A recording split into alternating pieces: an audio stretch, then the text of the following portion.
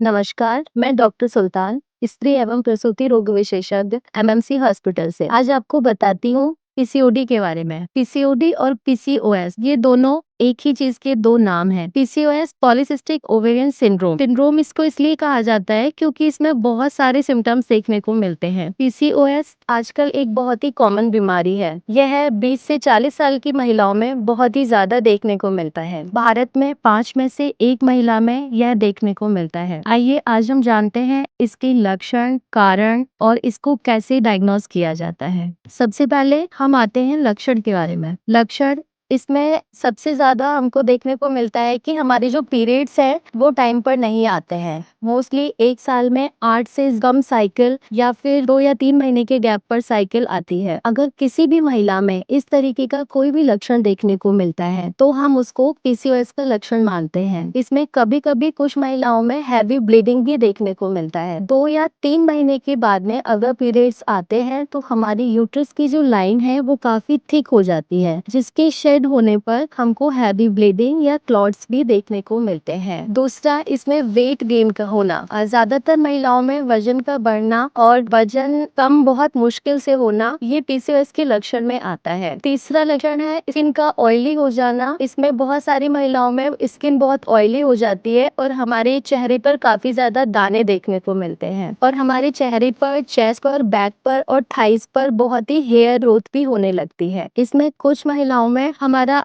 Infertility की भी problem होती है कि अगर कोई प्रेग्नेंट होना चाहता है तो वो इजीली कंसीव नहीं करता है। अगर नेचुरली आप बहुत टाइम से ट्राई कर रहे हैं कंसीव करने के लिए और प्रेग्नेंट नहीं हो रहे हैं तो ये भी एक पीसीओडी का लक्षण माना जाता है कि हमको अपने डॉक्टर के पास जाकर दिखाना चाहिए कि कहीं हमको पीसीओडी तो नहीं है। इसके बाद में हम आते हैं कि इसके कारण क्या क्या होते हैं। पीसीओडी का सबसे पहला कारण होता है हार्मोनल इम्बैलेंस का होना। हमारी बॉडी में हमारी जो ओवरी होती है वो मेल और फीमेल दोनों हार्मोन को सिक्रीट करती है, जिसमें कि मेल हार्मोन टेस्टोस्टेरोन जो होता है वो काफी ज्यादा मात्रा में बढ़ जाता है और एलएच और प्रोलैक्टिन ये दोनों भी बढ़ जाते हैं, जिसकी वजह से हमारा जो एसजीएच हार्मोन होता है वो हार्मोन काफी कम हो जाता है और हमारी ओवरी का जो काम होता है एग को प्रोड्यूस करना, वो अपना उसका जो काम है वो डिस्टर्ब हो जाता है हार्मोन के इम्बैलेंस होने से। दूसरा कारण होता है जेनेटिक फैक्टर होता है कि अगर आपकी फैमिली में किसी को पीसीओडी की प्रॉब्लम रही है, आपकी मदर को, ग्रैंड मदर को, तो आप में बहुत ज्यादा चांसेस होते हैं कि आपको भी पीसीओडी की प्रॉब्लम हो सकती है। तीसरा रीजन होता है इसका